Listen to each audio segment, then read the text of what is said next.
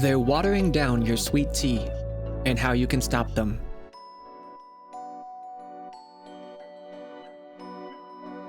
Why do you feel stuck, left behind, drowning in debt, can't get even one step ahead? This article explains the economic reasons behind how you feel. No AI slop, no motivational mantras, just real-world facts. The problem and the solution. The problem. You dedicate roughly 50 hours every single week to your job. That's time you never get back. That's energy you can't reclaim. That's life force converted into labor. Then the paycheck hits your checking account. Within a few days, most of it is already gone. Credit cards, rent, mortgage, utilities, insurance, gas, groceries, subscriptions you forgot to cancel. Most of that cash vanishes, routed around to others by default. What little is left is usually modest, but that remaining surplus is actually the most important part of the entire equation, because that surplus forces a choice, and that choice reveals something fundamental about who you are, how you think, what you value. The choice. Your choice reveals whether you are someone who is responsible and discerning, desiring to preserve long-term your family's spent time and energy, or if you are someone irresponsible and wasteful, who will let your energy leak away, dissipating rapidly. Let's find out which you are. If you can face the heat, truth, and reality of who you are, even if you don't like it, at least you will be able to say you were humble enough to self-examine. Let's begin. Money equals time travel. Money at its core is simply stored human effort. It's stored energy, it's stored time, it's stored productivity. When you save money, you're attempting to time travel some of your past energy expenditure forward into the future. That sounds fancy, I know, but that is what you are doing, literally. So the real question becomes, does the time travel machine you're using actually work? Or are you in a busted machine? Fiat sucks. In fiat monetary systems, like the US dollar, the currency, paper money, money in your online bank account, loses purchasing power every single day. It leaks and dissipates its energy. Not because you didn't put it in a sealed container, not because you're irresponsible, but because the fiat monetary system itself is designed that way. Fiat monetary systems are buckets of water with holes purposely poked in the bottom. Sounds idiotic and moronic, right? Because it is. The Federal Reserve, the US Treasury, and commercial banks collectively create new fiat currency out of thin air. That's not rhetoric. This is literally their own words. Listen to those words here. Jerome Powell, the chairman of the Federal Reserve Bank, discusses how the central bank prints money out of thin air. Fair to say you simply flooded the system with money? Yes, we did. That's another way to think about it. We did. Where does it come from? Do you just print it? We print it digitally. So we as a central bank, we have the ability to create money digitally, and we do that by buying treasury bills or bonds or other government guaranteed securities, and that actually increases the money supply. We also print actual currency, and we distribute that through the Federal Reserve banks. New currency, new dollars, are flooded onto the market through government spending, deficit financing, and bank lending. Poof. New dollars. Poof. A few billions more. Poof. Here, have $1 trillion more, America. They call it monetary policy. The Federal Reserve has the power to create money. If you or I run the printing press in our basement, we're counterfeiters. When the Federal Reserve runs the printing press, the electronic printing press, it's monetary policy. Monetary policy is when the Fed uses its power to create or destroy money, to lower or raise interest rates. If it creates more money in the system, money becomes more available and interest rates fall, so we're more likely to borrow and spend. If the Fed takes money out of the system, we borrow and spend less and are more likely to save. If you're raising rates, you want to slow economic activity to cool inflation. When you lower rates, you want to stimulate some economic activity. The change in rates by the Fed is really a question of gas pedal versus brake. In the 1920s, the Fed began to use this newfound power to steer the U.S. economy. Perhaps you are saying to yourself, why is that bad? More money to go around, that sounds helpful to everyday people. This sentiment is nice, but the reality of its cause and effect is horrifying. Poof, reality bites. When new currency is, poof, created out of a hat at the kid's birthday party, it doesn't appear evenly across society. It enters into specific channels first. Specific wallets and pockets first, to be honest. Governments, banks, financial institutions, and asset holders. From there, it slowly diffuses outward to society as they spend it on businesses, new jobs, housing, welfare programs, etc. By the time that magical new currency finally reaches you and your paycheck, where you can save it for the long term, guess what? Prices have already skyrocketed upwards long before. They call it inflation. You call it $300 grocery bills and a 25% increase in your rent. You've been wrecked by price inflation long before your boss gives you a raise to keep up with rising costs. The delay is massive. Here, the Fed chairman, Jerome Powell, talked about this in a Federal Open Market Committee, FOMC news conference. Many average Americans are still not feeling the strength of the economy in their wallets. So what's your message to them on when they might expect relief? You're right that we say the economy is performing well, and it is, but we also know that people are still feeling the effects of high prices, for example. The world went through a global inflation shock, and inflation went up everywhere, and it stays with you because the price level doesn't come back down. So what that takes is, it takes some years of real wage gains for people to feel better. And that's what we're trying to create. And I think we're well on the road to creating that. Inflation has come way down. The economy is still strong here. Wages are moving up, but at a sustainable level. So it's just, I think what needs to happen is happening, and for the most part has happened. But it'll be some time before people, regain their confidence and feel that. And there's even a name for this. The Cantillon effect. You can Google it. Anyways, where was I? Ice cold sweet tea. When this currency is printed into existence, that increases the total supply of the currency, dollars, in circulation. Based on the fundamental economic law of supply and demand, you and I know something very simple. When you rapidly increase the supply of something, it becomes less scarce, less rare. When something is less scarce, less rare, it loses value. That's not ideology, that's arithmetic. This is what happens to the dollar year after year. The supply grows and the value of each individual dollar declines. Quietly, relentlessly, invisibly enough that most people don't even notice. It's dilution. Imagine you have a half-empty cup of sweet tea. It tastes delicious.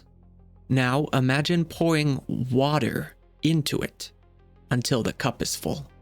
The volume increased, but the flavor didn't remain the same. What you end up with isn't more sweet tea. You ended up with a full glass of mediocre tea-flavored water. Yuck. Now keep repeating that every time the glass is half full again. Eventually the sweet tea flavor is infinitesimal. That's a big word, I had to use it. Untraceable flavor. That's exactly what happens when new dollars are added to the system. Your existing savings don't disappear, but their strength does. This is why a house that cost $82,000 in 1985 now costs $420,000. The house didn't magically become 10 times more valuable. It's still wood, concrete, wiring, plumbing, and labor. What changed was the money, the currency. The dollars used to measure the house became weaker, like watered down sweet tea. So when people say homes are more expensive, they're only telling half the story. The more accurate statement is this: US dollars are worthless. Worth less. 2 words. Holding dollars or fiat currency is not an effective time travel machine for you. It is a broken time travel machine that leaks fuel, dissipates energy, and is constantly diluted. Would you get inside that machine and stay forever? You have a choice to make. Remember we said earlier, your choice reveals who you are, how you think, what you value. You are intelligent and reasonable. Let's continue. The solution. If fiat currency is always doomed to fail, remember Germany, Zimbabwe, now the Iranian rial, what can be done? We need to change the rules. Fiat can be 1. Printed at will. 2. Have its value diluted by expanding its total supply. 3. Manipulated by a centralized organization. The US government, the Fed, the Treasury, the banks. We need a form of money that 1. Has a fixed new issuance rate that decreases to 0 with time. 2. Is hard capped in total supply forever. 3. Is decentralized, controlled by no central organization or people. The finale. Time to face the music. There is one form of money on Earth that meets all 3 of these rules, and it has been operating under our noses for 17 years. The economist F.A. Hayek saw it coming in 1984. I don't believe that we should ever have a good money again before we take the thing out of the hands of government. Since we can't take them violently out of the hands of government, all we can do is, by some sly roundabout way, introduce something they can't stop. Hayek didn't live to see the form of money that he predicted. It was created and revealed to the world in 2008 in a white paper, and became available, went live on the market on January 3rd, 2009. You guessed it, it's called Bitcoin.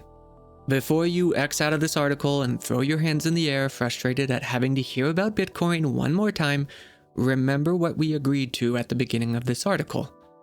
If you can face the heat, truth, and reality of who you are, even if you don't like it, at least you will be able to say you will humble enough to self-examine. Bitcoin, 1, has a fixed issuance rate of 3.125 Bitcoin every 10 minutes. And every 4 years, that quantity is cut in half until it reaches 0 forever. 2, has a fixed, total, hard-capped, maximum supply limit of 21 million Bitcoin forever. 3, is a decentralized network of computers and software, miners, nodes, etc., that nobody controls, and anyone on Earth can be a part of, even you. Its maximum supply is fixed at 21 million Bitcoin. No committee can vote to change that. No emergency meeting can expand it. No central authority can bend the rules when it becomes inconvenient. This fixed supply is what gives Bitcoin its power. Because when supply is fixed and the demand grows, the value of each unit increases over time. The fundamental economic law of supply and demand tells us, when the supply of something is universally fixed forever, it is very scarce, extremely rare. When something is very scarce, extremely rare, it holds enormous value, especially as demand for it rises. High scarcity equals high value. Rising demand of a high scarcity commodity equals rising value. 17 years of history have proven this. The proof is still unfolding right now. Institutions. US spot Bitcoin ETFs saw massive inflows in 2025. Tens of billions. and 2026 began with hundreds of millions in single days. Wall Street asset managers and sovereign wealth funds are allocating billions. Corporations. Over 170 plus public companies hold Bitcoin on their balance sheets, with leaders like MicroStrategy owning hundreds of thousands of BTC and buying more weekly. Nations.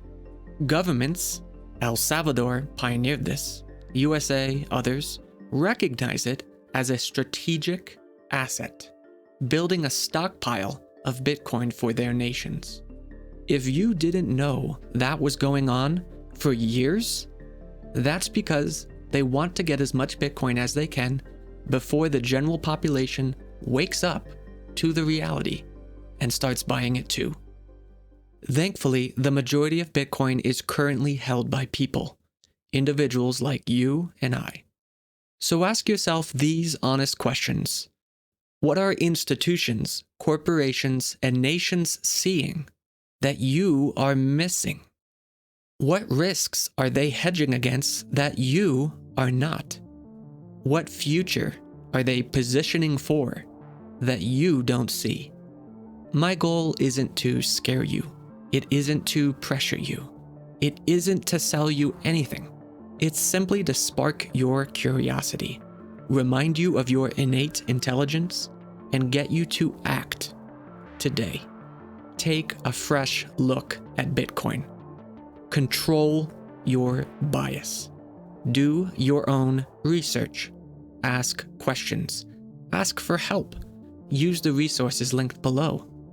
If you want to stop the slow bleed and preserve your time, your energy, and your future purchasing power, you must store it in something that cannot be diluted at will. You need the best time machine available. You need the apex predator of sound money. Don't take the watered down glass of sweet tea they are offering you. Go brew your own and make it strong. Article written by Parachutes BTC. If you made it to the end, I appreciate you.